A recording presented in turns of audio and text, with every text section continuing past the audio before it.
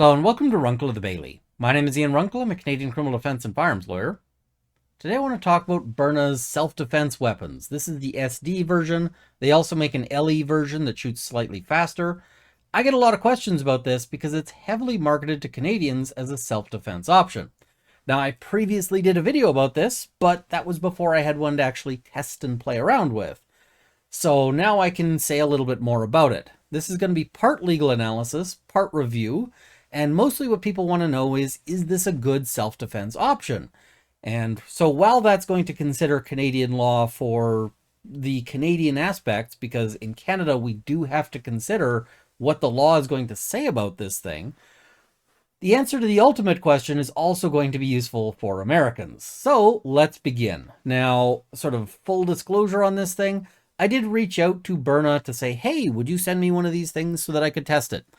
And they did not respond. And they did eventually respond when I posted to Twitter that I was about ready to post a review. And they said, hey, we want to talk to you before you post your review. So I had a little sort of meet and a chat with them. And yeah, I ended up buying this thing at Tundra Supply, sort of a local gun store, because yeah. So if you're wondering about the financial stake in this thing, nothing. But you can consider that in weighing what I have to say. All right, so this is the sort of launcher or gun itself. I got it in the bright orange, but the SD version also comes in black or tan, or just black for the LE version. Now, it does have a very familiar sort of gun shape to it, right? And it's very, if you're a firearm user, you'll find it fairly comfortable in your hand, probably. The main distinction is that if it's pointed at you, you will see it's got a much larger barrel, and that's because it shoots these sort of ceramic pellets. So these are about 3 grams, and they're kind of like a paintball pellet just made of clay, essentially. So, yeah. Now, this kind of sits in an interesting spot in terms of how it looks, because somebody, if you're pointing it at them, might be able to tell that this is not a real gun, which might impede the intimidation factor, but they might not. It might be that they find it very intimidating to have this pointed at them, and that might itself be a deterrent. The flip side of that is that there's going to be a police response if you use this thing. I imagine, you can't assume that the guy who you just chased out of your house isn't going to call the cops. And this has a potential secondary set of issues, which is that if the cops get called, they're going to think this is a gun, most likely. So you do have the risk of potentially getting shot in that, but the other concern is, like, let's say there's a noise out in the backyard and you grab this to go and investigate that, and your neighbor happens to see you because they're looking out their window to spot the same noise. Well, they may call the cops and say, hey, my neighbor is out wandering the backyard with a gun. Now, in Canada, the police might pull and see if there's a license registered to that place. And when they find that there isn't one, they might want to search for the gun. They might show up with a warrant to search for a gun, which means your entire house might get turned over as they look for the gun that isn't a gun. And they're not going to stop necessarily when they find this thing, because they're going to be concerned, we found gun, what about second gun? Okay, so that is kind of a mixed thing. I'm not going to say that that's, a detriment. I'm not going to say it's an advantage. I think that is a very mixed issue, just the form factor of it. There are similar ideas on the market that don't quite have this same gun shape. You're going to have to decide if that is right for you. Personally, I don't mind, because this being orange, I could tell the difference fairly readily. And also, I've already got the muscle memory and so forth for pointing and aiming a gun. So this is, fairly straightforward, fairly similar. All right, so that's kind of that. Let's talk about some other aspects of the design. So it's got a large safety switch on it, and it's fully ambidextrous. That's a good thing. because if you are left-handed or right-handed, you'll find the safety is operable. Now, the safety on this one, and I don't know if that's universal, but it is kind of, it's got a bit of a pattern with how it works. So I'll just flip it here. I'm operating it on this side, but you can see it move on your side. And so when I flip it to fire, it flips very smoothly over to the fire. But when I push it back to safe, there's actually this sort of crunchy part where you can see it doesn't move smoothly. It sort of binds up at that one spot. And I'm not going to do it right here because I'm sitting in my sort of office here, but it'll still fire at that halfway binding up part. So if you're not careful, you can end up with something that you thought you'd safed, but actually is still ready to go. So you have to be mindful of that. I consider that a design failure or a design flaw, and or at least a manufacturing flaw. I don't know. I can't say that this is the case with all of them, but that is a downside. Okay, let's consider some other aspects of the manufacture. This bit here at the top is kind of your projectile loaded indicator because it can fire with the magazine out, and it actually has a warning on it that it can do that. But it also serves to allow you to eject the pellet. So that's actually kind of a useful feature that I like that design element that works that way. So I consider that a plus. It doesn't interfere when you're firing, but when you do have it sighted down, you can also fairly easily tell whether or not there is a there's a projectile ready to go. So that, I think, is a good feature. Handling wise, I find it fairly easy to handle, but I'm going to put a really big caveat on that. Okay. As I mentioned, the projectiles are these little sort of ceramic balls. If you're in the US, you can get them that are full of pepper.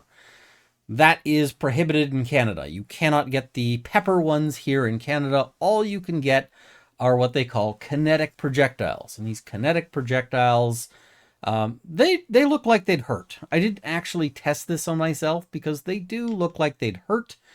And I did do some testing with just to see how these things are classified. All right, so that's kind of some of the basics of it. The other thing I'm really going to, or there's a couple of other things I'm going to point to. First, it takes an 8-ounce CO2 cartridge, and that fits, or 8 gram, not 8 ounce. That fits in this this section here. And it's accessed with this little screw cap. Now, the screw cap, this is a feature I actually was I like this feature a lot because it's just one of those small design elements. It's got a little hex key to open it up.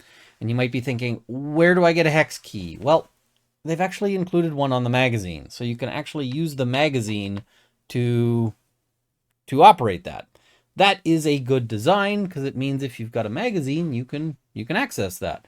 I also like that because it's got that little protrusion on the magazine, it makes it really easy to, you can tell which direction the magazine goes in fairly easily, even by feel, which kind of nice. If you're used to firearms, that probably won't be an issue for you.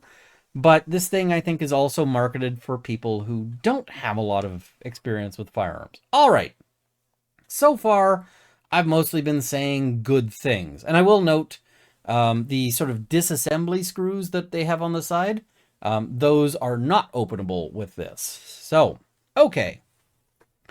I guess let's take a digression into... before we do that, there's one other thing I wanted to mention about this, and this is, I think, the strongest point of the design. So that little CO2 cartridge lives in here. Now, if you're familiar with air pistols, one of the problems that they have is that you take one and you put a CO2 cartridge in it, and then later you go to shoot it and it just goes... And the reason why is that most air pistols, when you put the CO2 cartridge in there, it punctures the CO2 cartridge, and that's necessary for it to actually provide CO2. but there's inevitably some degree of leakage. And so what that means is that they are really not suited for self-defense weapons, because you need a self-defense item that you can put on a shelf and it'll be functional later. The Byrna actually solves that problem. If you've got it and the CO2 cartridge is not punctured, pulling the trigger for the first time will actually puncture that CO2 cartridge. So you store this with a CO2 cartridge in it, and it remains unpunctured until you use it. This is a great design feature that unfortunately is not enough to overcome some of the design failures. We'll get to the real failure point, in my view, later on. All right, let's take a little break here to talk about the Canadian legalities of this thing. So, first of all, is this thing a gun in Canadian law? And the answer to that is yes, asterisk. And what I mean by that is that the standard for whether or not something is a firearm is whether or not it can cause serious bodily injury or death, which one of the tests that have been accepted by the courts is the pig's eye test. Can this thing puncture an eyeball? And really what they're trying to test is, can it puncture a human eyeball? But the best analog that we can get for that is pig eyes, because you can't really shoot human eyes and they're not really readily available. So the way you do this test is you get a little sort of something that is shaped like the human eye socket, and you put a pig eye in it and you secure that in, and then you shoot it. So I did that test, and here we go.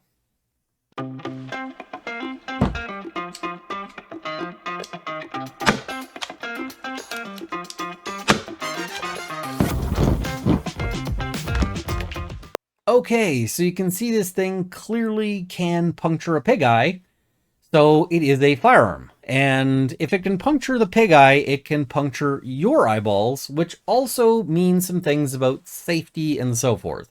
You wouldn't want to leave this, for instance, where a kid could get to it, because they could literally put their eye out with this thing. Okay, so that's sort of our, first step. The second step is we need to know how fast it shoots, how many feet per second, how many meters per second. Because if it's under 500 feet per second, in Canadian law, they put it in meters, but it's 500 feet per second. Then it falls into this special category where you don't need a firearms license for it.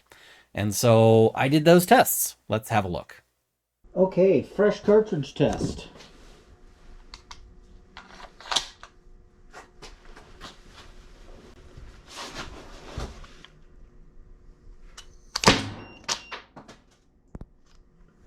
$69.4,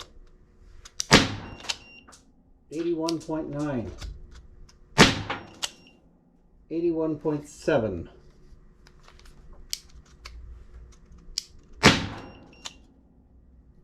82.0. Okay, that's falling well short of our requirements there, so you don't need a firearms license to buy this thing, to possess this thing. You can transfer this thing without needing to go through all of the chief firearms officer paperwork, etc. If I wanted to just give this to somebody, I could. But there are some wrinkles in Canadian law. If you are on probation or bail, or if you have a firearm ban, and if any of these things like probation order or bail order restrict you from having firearms or weapons, you cannot own this thing. You can't possess this thing. This is covered by that. So if you're thinking, I can get this because I'm not legally allowed to have a firearm in Canada, and so I'll get this instead, and it's a good option, don't do that. It's very much not a good plan. All right. But you do need to consider that it will be treated as a firearm for offenses involving it. Now, that's not all offenses. This is sort of complicated, and I can't break down fully in this video which things are and which things aren't. But some important ones: pointing a firearm. If you point this at somebody, you can still be charged with pointing a firearm. Similarly, you can be charged with discharging a firearm at a building. We had a Canadian court case that basically addressed the question of whether or not, they would consider that. And unfortunately, yeah, don't shoot this at buildings. The other sort of aspects, robbery with a firearm, this count as a firearm if you tried to use it in, that sort of crime. Um, yeah, be careful. The other sort of things to note, because this thing is always a firearm and because it is designed to be a weapon, it is a weapon under Canadian law. And so what does that mean? Well, it means you can't conceal it. If you tuck this into a jacket to carry it around, that is itself a crime. You also, in most cases, can't carry things in Canada that are weapons intended for self-defense. So if you get a holster and you carry this thing around, even if it is being carried openly, you may likely still face charges. And Byrna addresses that themselves. They say this is intended solely for home defense. Don't carry it around. Okay, well, in your home, you might have access to better options. If you, for instance, have a shotgun or something, that might be a better option. A lot of Canadians keep, there are ways to legally keep full firearms that are close to ready to go, but this does have an advantage in that respect. So the legal advantage that this has is that it's not covered by the regulations on storage. What does that mean? It means that you don't have to put it in a safe, notwithstanding the fact that it's a handgun design. You don't, you can theoretically put this thing in a drawer with a big asterisk. And the big asterisk on that is that you still are covered by the issues of careless storage. So there are no specific regulations, but if your storage is considered careless, you can be charged. What does that mean? Well, probably the most important thing is that this thing cannot be kept anywhere that is accessible to children, or you may end up facing charges, especially if there's some sort of accident or injury. In terms of what you specifically want to do, where you specifically want to store it, well, then you might need a lawyer for that. Okay, so that's sort of covering our legalities, what you can do, what you can't do. The main advantages, I would say, are in terms of this over a full firearm for Canadian law.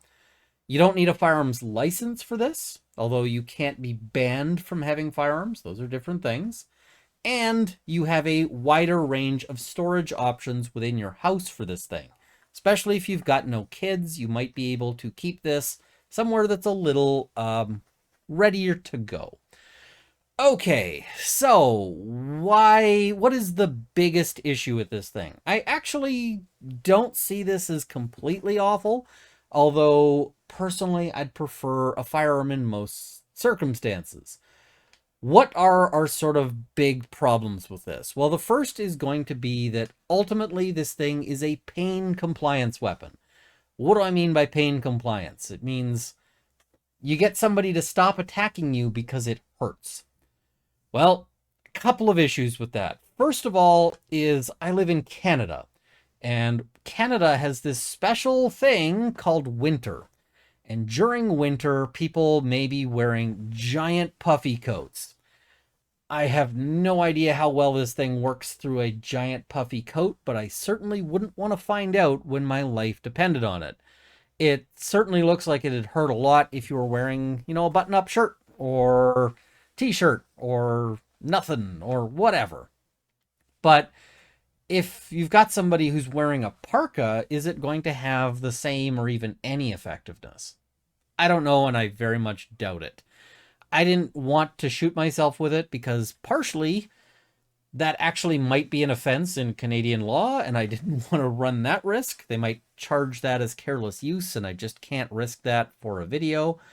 But I did try, and unfortunately the video on this didn't come out. Maybe I'll redo the video and then try to put that through. I did try putting like a heavy coat over glass and trying to fire that, and the glass did okay. So glass was unbroken through the heavy coat. So, but the other problem is even if they are wearing nothing at all, like you're being attacked by a naked guy with a chainsaw, pain compliance doesn't always work. It works pretty well on unmotivated people, especially if you've got somebody who's just kind of testing this out in their backyard and they don't really care about attacking you with the chainsaw. It doesn't work very well against highly motivated people. If you've got somebody who really hates you and wants to attack you with the chainsaw, they can probably fight through pain, including really, really harsh levels of pain. There's plenty of videos out there of people who've been shot with actual firearms and who kept coming until they actually were unable to do so, either because they were passed out or because they were dead. So pain compliance is not always reliable, not even if there's, jackets or protective armor or that sort of thing. Drugs and so forth can also be, drugs and mental illness can also mean that pain compliance can be largely ineffective. So here's the thing. For most people, if you're worried about getting attacked, you're probably worried about getting attacked by somebody who's either motivated to hurt you or who is on drugs or mentally ill. And drugs are sort of the more common thing there, but so I'm not a big believer in pain compliance. I don't think it's a great choice, but it might be better than nothing. All right, now, better than nothing is up to you. The flip side of this is that while it is less lethal, as you saw in the video, it could also put your eye out. So less lethal doesn't necessarily mean that there couldn't be really serious consequences. I wouldn't want to, for instance, shoot this at a noise in the dark because it might be my wife. And my wife would be very upset with me if I shot her eye out. I feel like that's on the list of things that might cause marital strife. And if you shoot a burglar's eye out, they're going to have questions about whether or not this was an appropriate use of force. Was the danger that this person posed to you sufficient to merit blinding them in one eye? Or, I guess both eyes if you're firing multiple shots into their face. This, you might say, well, if they're breaking into my house, okay. What if they're not breaking into your house? What if they're in your backyard and you've gone out to check out that noise and you're armed with this thing and they rush you? Well, later on, does the jury believe that they rushed you? Does the court believe that they rushed you? This is not sort of something that you can treat as a risk-free option of like, well, I can just shoot somebody with this and no big problem. There's at least one much larger issue with this thing, that this is a design failure, and this design failure means that I would never buy one of these. Well, I say I'd never buy one of these. I bought one of these, so I can't say that. I would... I think that this design failure makes it unsuited for its intended purpose, and I'm going to show you what that is. So this thing, the magazine holds 5. You can also get 7-round magazines, and it's intended that you've got a magazine that you can quickly, swap over. If 5 or 7 rounds aren't enough, you can eject the magazine and pop in a new one. Now, the magazine, and I'm just sort of mostly unloading the magazine, is a fairly sort of typical magazine design in that it's got sort of a plastic body here. You can see it's got little openings so you can see how many are in it. And it's got a little plastic follower that is driven by a spring. What is less typical is that it doesn't have the typical magazine feed lips. Instead, the rounds are held in with this little spring-loaded armature, this little spring-loaded gripper thing. And this gripper thing is a big problem. So when you actually load this thing, so we've got this, and, we have a magazine. There's only one pellet loaded in it, and we slide that in. Okay, something inside this Byrna moves this so that it can feed into the Byrna. Great, that's fantastic. But I actually went and tried sort of carrying this in the woods to see how would this work. And here's the problem. I went and later was digging around in my pockets for the spare magazine, and what I found was that the magazine was empty. And the reason why is that if something brushes up against this little armature, it does this thing. It just ejects. So if you have a spare magazine tucked into a pocket, it may eject. And that's also a problem if you were trying to load this thing under stress and you bang into the thing because you're just not paying attention. If you do that with a conventional firearm magazine, you bang into it, okay, no big deal, right? You just reseat it when you can. You do that with the Byrna, and you've just unloaded your magazine, and now you're fumbling around on the floor trying to find these things and stick them in there. And I can tell you, that one that just ejected, I have no idea where it is. It rolled behind my computer desk. It's going to be a project to find that. That's not something I want to do in a self-defense situation. This is a showstopper problem on a self-defense item. How this made it to production, I have no idea. But Byrna does offer a solution to this. It costs a little bit more, and here it is on their website. They have Byrna Mag Defenders. And so these are little plastic condoms for your magazine. So they fit over your magazine, and it says, Mag Defenders, even your ammo needs protection. Carry your magazines with confidence while protecting your projectiles from dirt and undue pressure. It barely takes anything. This is just, that may cause them to be ejected. Perfect for storage at home or on the go. The Mag Defenders are a must-have accessory for your Byrna launcher. Well, first of all, if they're a must-have for a self-defense item, they probably shouldn't be an additional $30 US in order to get them. Like, if this is something that is essentially needed in order to make this function, then it should just come with the kit. And the kit itself, I can show you what it looks like here. You get this little box. It comes with some CO2 cartridges. It comes with some like a package of the kinetic things. It comes with little samplers of their eco-kinetic, which are basically the kinetic but designed to break down in the woods. It comes with samplers of their test. They've got ones that burst into like green powder. And it comes with the launcher and 2 magazines. Okay. So, yeah. But here's the thing. Their solution isn't even a solution. Because if I'm in a self-defense situation, I need to be able to just have this go right now, right? I need to just, drop mag, load mag, ready to go, right? What I can't do is drop mag, pull condom off of spare mag, and then you're introducing a really slow and fiddly step into something where the whole idea is that this is something to protect your life.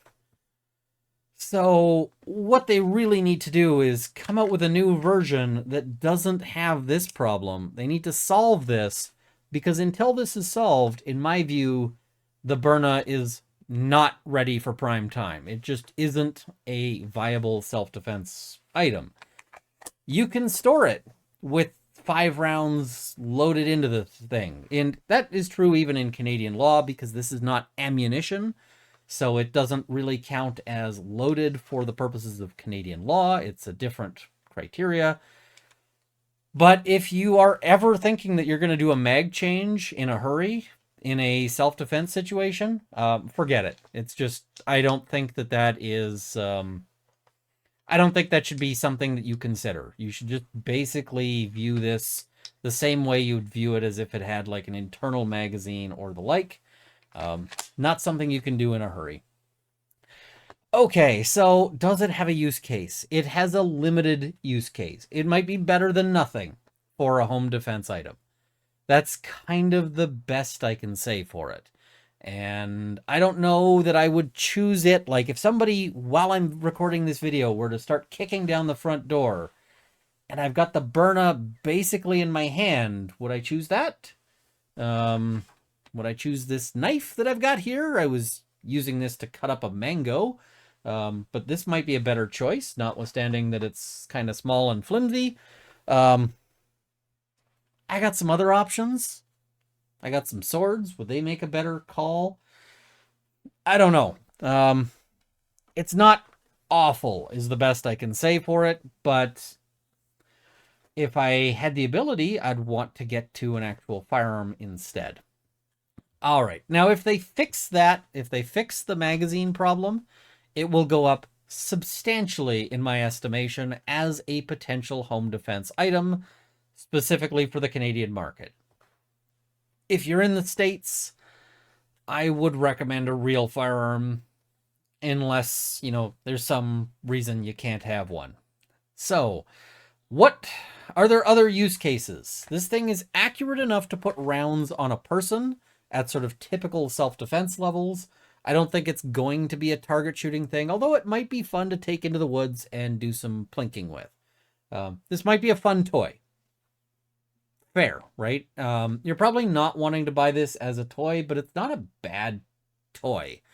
Just be careful with it because, it literally can put your eye out. Other uses. I didn't actually test this, but it occurs to me that this might actually be usable for hunting.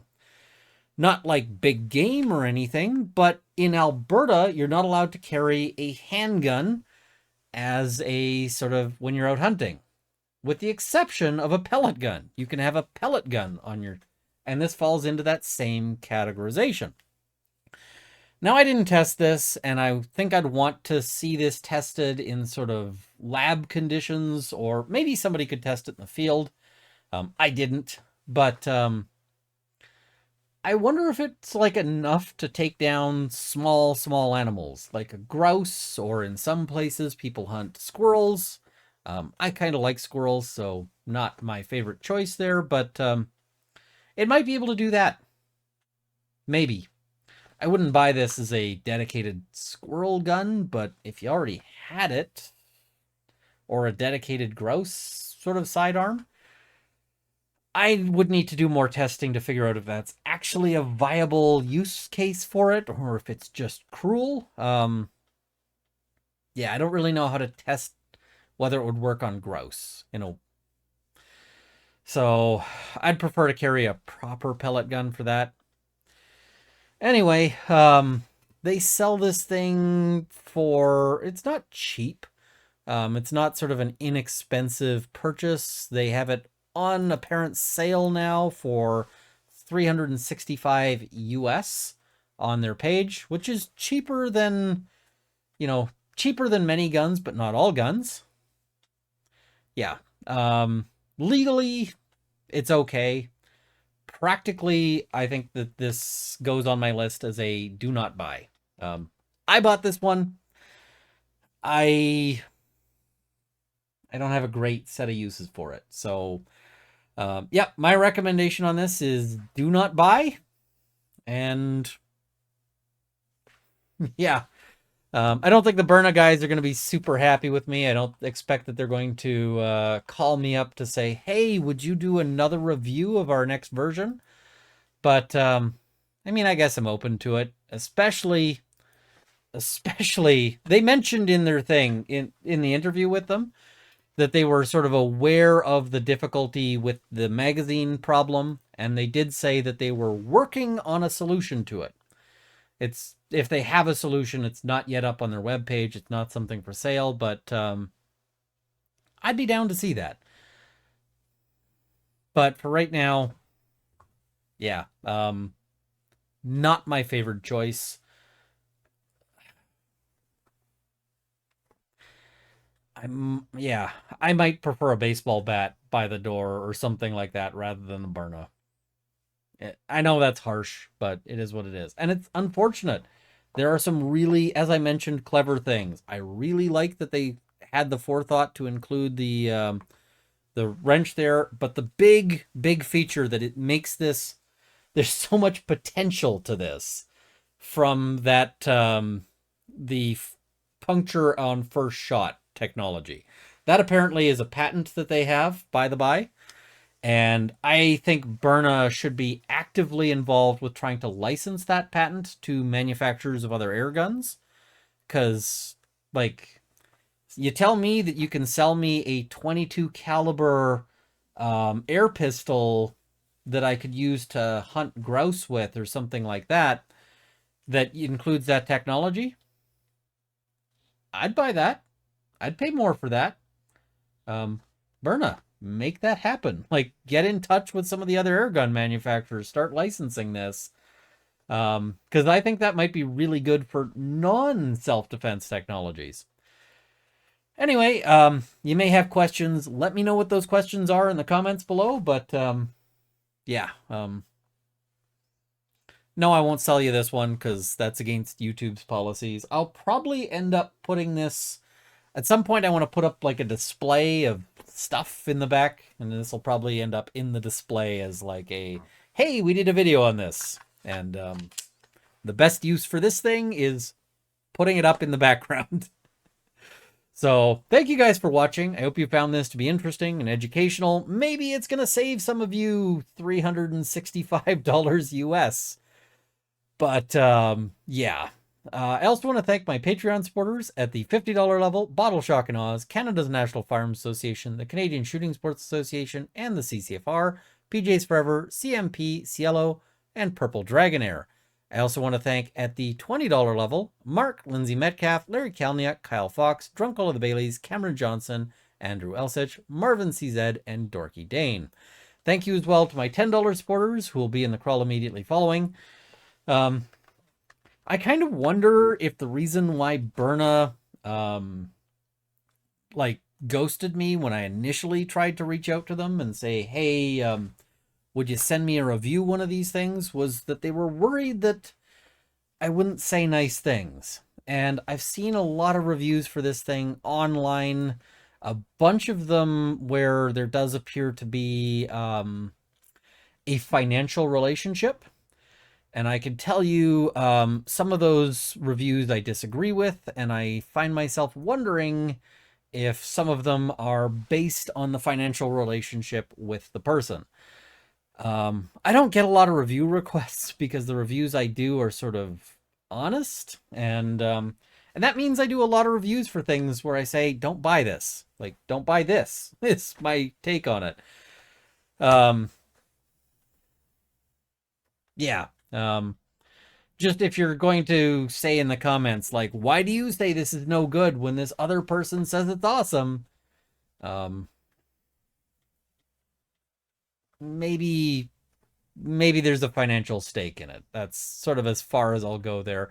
I'm not trying to make this into a call-out video, but you should always be aware of it. And that is part of why every time I do a review video, I will tell you what my deal is, right? I will tell you, like, did they give me a free thing? Am I getting a, a kickback? There's no referral code for this. I don't think they're going to send me one. Yeah. And you can decide as well if you think that I'm being overly harsh on them because they ghosted me. I don't think so. Personally, I think this magazine problem where it just, ejects like that is a showstopper. But yeah.